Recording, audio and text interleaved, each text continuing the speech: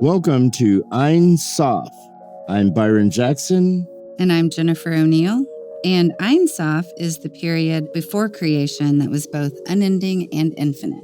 We look at iconic figures from around the world to see what were they like before it all began.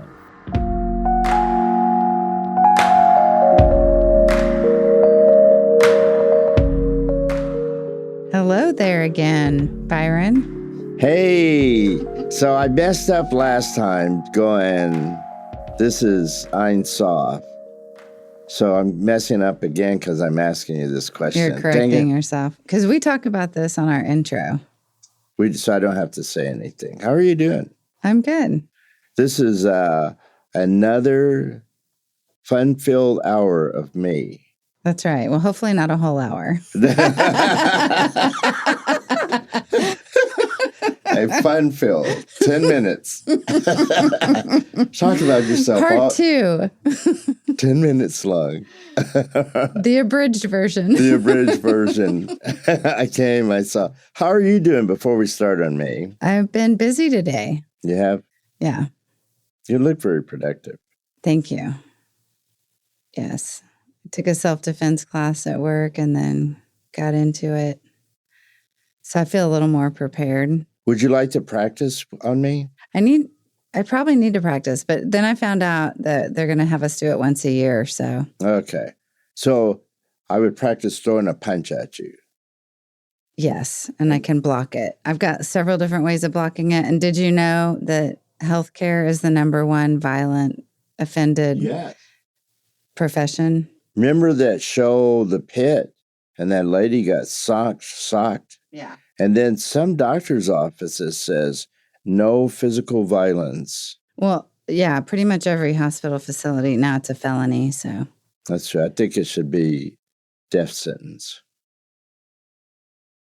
Too hard? Maybe they're coming to the hospital anyway, so they maybe that's why they're hitting. They're having a violent reaction to death.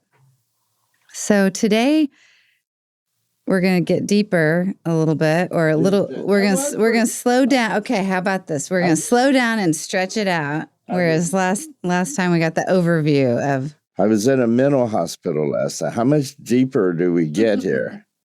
Wow. I sleep with the. Oh, go ahead. We're going to slow her down. Slow down. Okay.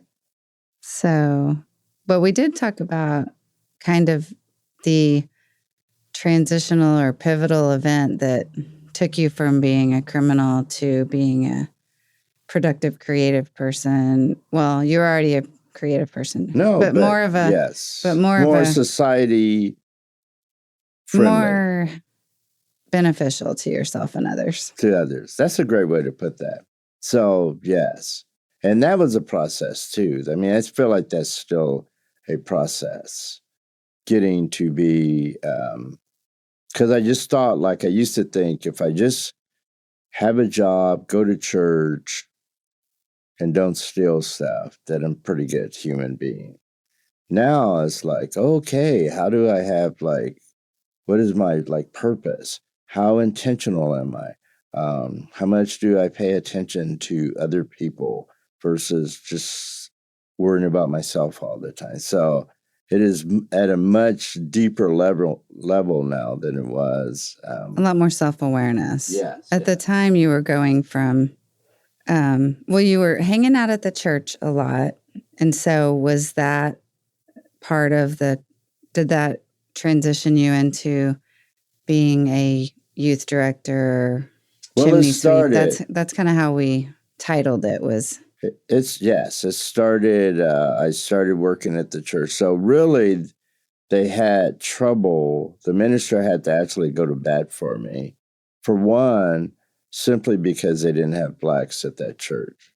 And so Norman had been a sundown town like a few years before I got there. So not many, which means blacks had to leave by sundown. They could work there, but they couldn't live there. Mm-hmm. And so people were really against me some people were against me working there at all. just because of that. Did that end in the 50s, you think, or was it No, it later? ended up in the 60s. And Okay. so, and I got And you're there the early 72. 70s. Yeah. And so then you add on top of that I was like a criminal and a drug addict. I mean, there's a few touchy years. And so my minister went to bat for me, and then other people in the church would started kind of taking me in. And so did you go to the church daily? I was there every day. And what did you do? I was just trying to think of how to start this drug program. So I went out and I just started meeting people. And so what they said at first was my job was, minister to social problems. So they gave you an actual job? Yes. And they paid you? Yes, not a lot. Okay. And so I would go out and just like now, if I did that job, I'd probably be out talking to homeless, bringing them to church. Like, for instance, there was a couple that was famous called the Berlowitzes. And it was a husband and wife. And she got nationally famous because she climbed up on a pole on campus corner and took her bra off and then sold it. And so she was topless. And so it was national news. I mean, people were going crazy, but then, I mean, it was thousands of people. It was like a football game. And so, but basically they were just homeless drug addicts. And so I end up I would bring them to church, and not to go to church, but just to talk to them and get to connect to them in some way. And so I had a lot of people I would just go out and kind of bring in. So then would they have conversations with the ministers? No, he just kind of was hands off. It's just, I would go by and go, hey, this is Jim Berlowitz. And, so you were bringing him in and talking to him yourself? Yeah. Did you guys have deep conversations about God, or? No, it wasn't. It wasn't God at all. It was mostly life kind of stuff, and I hadn't helping him feel not alone. And yes, it was I was a social worker before I got degree to do social work, and so if somebody came to our church and said, we're a family traveling for 30 miles and we don't have any gas. Could you give us some gas money? And so I knew to call other churches and go, okay, I got a family here. Have they been to you? And they go, yeah, don't give them anything. We just gave them $50. And so, but I would say, here's, $25 for gas. And I had a friend that did that at a church in Norman. So kind of help coordinate care with people that would come in. So yeah, now it's much more institutionalized in terms of that stuff happening. But at that time, there weren't as many homeless. And so it was just a perfect pocket for me to fall into. Well, and it sounds like you made it very personal. And yeah. So I started doing that, and then I had this event happen that changed that a lot because I made friends with a lot of the football players because there weren't many blacks in Norman, and so if we partied, we all partied at the same place. All the blacks would go to the same dances and stuff, and so I just started making friends with them. And to the rest of the city, the football players were like God. We were undefeated, and they're on TV, and it was the Selman brothers, and it was Joe Washington, and it was all these people. They're household names that I just run around with all the time. And, I'd go over to the dorms and watch TV or something. And so anyway, I decided to have this dinner. Did we cover this in my last one? No. So I decided to have this dinner telling people about the social problems work of the church. And so as speakers, I got the Selmans and Joe Washington. And so I used to bank at this bank. I'd go to this bank. It was American Exchange Bank.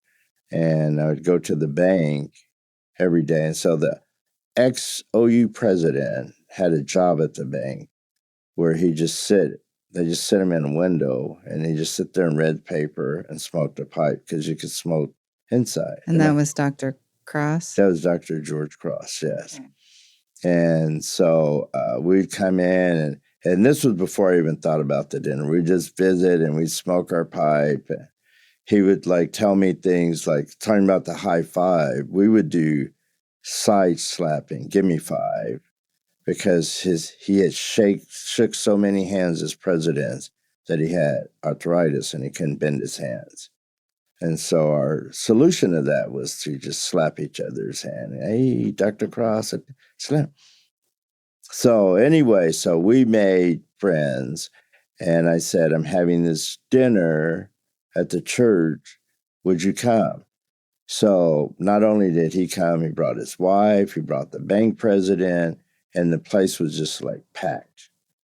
And so the bank president goes, I need you to do PR work for me for the bank. Would you come work it? So I went and started working also at the bank and the church. And then, so the dinner went good? The dinner went very good. It was just it was a change.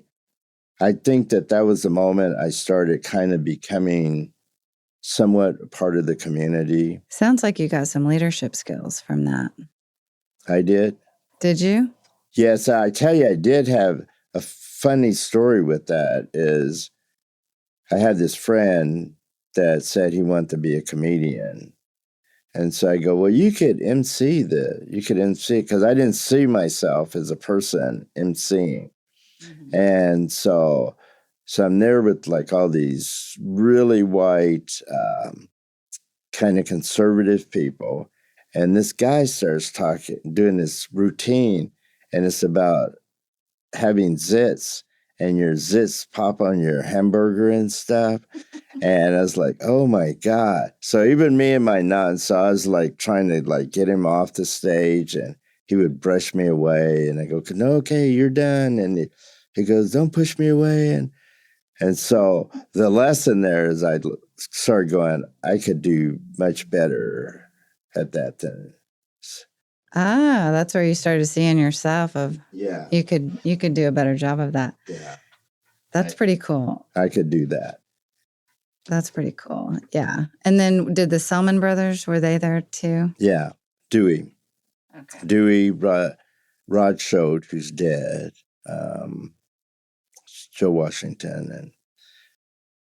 So I started getting so I started getting probably more allowed into the community in terms of noticing. Then people noticing me. Then I filed for divorce from my first wife. And when I do, the police in Denver find out that I'm in Oklahoma. So the sheriff has to drive by, who knows me now because of church. And he goes, I got to take you to jail because they want to extradite you back to Colorado. And so, did somebody speak on your behalf to keep that from happening? It was 6 weeks. I was in jail for 6 weeks while that happened. Wow. But the good part of that is, for one, I was trusty, and it was jail, but it was very not the worst condition at all. But the newspaper came, the Oklahoma school newspaper, and they interviewed me because they're trying to get publicity about my situation. And when I got out, so I became friends with the editor of the school paper. And I said, what do you think about me writing an article where it's kind of like Dear Abby, but people can ask questions about drugs and stuff? And so I wouldn't try and preach to them. I would just give them facts. And that was the start of your column? And that was the start of my column. Oh, that's so cool. And so that came, and so that just took it to a whole other trajectory in terms of my presence in that town. Yeah. Well, I remember my mom and her friend knew you from that column. Yeah, there's a lot of, I did that for 7 years. And I mean, I'd have my picture byline. And, yeah. So were you in college at that point? I started going to college, and it's funny because Father Pentecost goes, you need to go to college because if you get a degree, no one could take you. And I go, oh no, I'm doing a lot of talks on drugs. And he goes, one day you might not want to do drug talks. And I'm like, oh, but I said, okay. So we arranged for me to go to school and get school. And I just barely was dragging through. I took very fun classes, like I took racism and nonverbal communication. Then I took drama, and so I was having a good time. I always took a fun class. I would take dance or women's studies. Ooh. So that's cool. And then, so you got all the charges dropped by serving that 6 weeks? No, they made Father Pentecost my probation officer, which was like, they go, you got to visit with him once a month at least. And you're like, I see him every day. Yeah.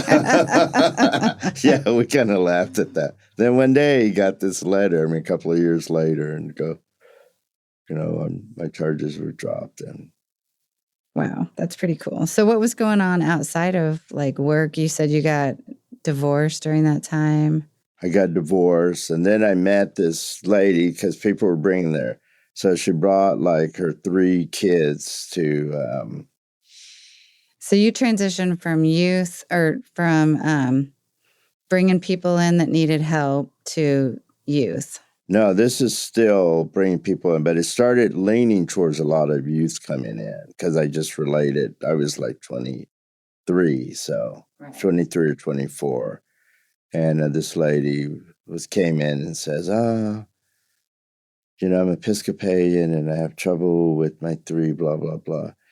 Anyway, met with her kids, and the next thing I knew, we were like married. So,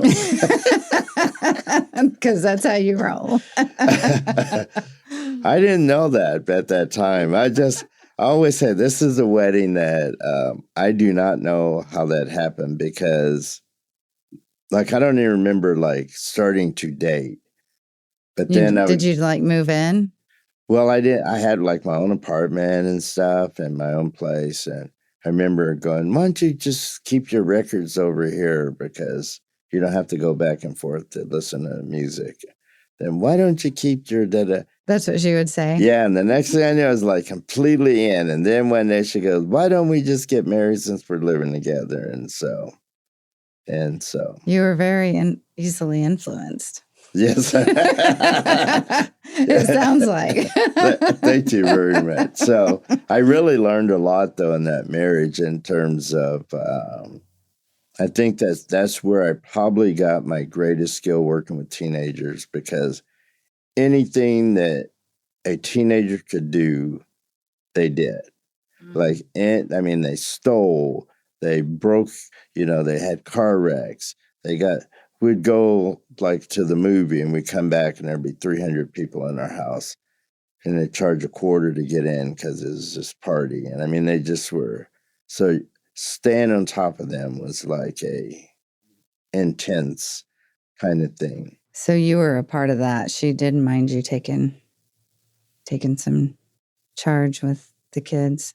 No, but it was hard because like, her oldest was 17, which was I was just 5 years older than him. Mm-hmm. And then the next was like 15 and the next was 12.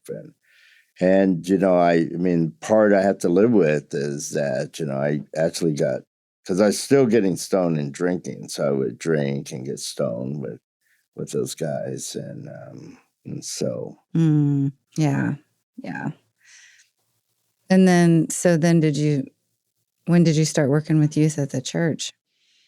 Well, that'll probably go into our next. Go ahead. That'll probably go into our next because We've talked a long time. Our 20s, you said, or your 20s was youth director and chimney sweep. Oh, yeah. So I started meeting all these people, and I'd be at the bar, and we'd have like ideas. And these two bankers said, "We had this idea. There's no chimney sweeps here, and they're building chimneys with all the houses." And so, whose idea was this? These bankers. Okay. And they go, "We will put up all the stuff. We'll get all the equipment, and then we'll go get a hearse. And so and then you can get in your top hat and your broom and drive around town with your top hat and people."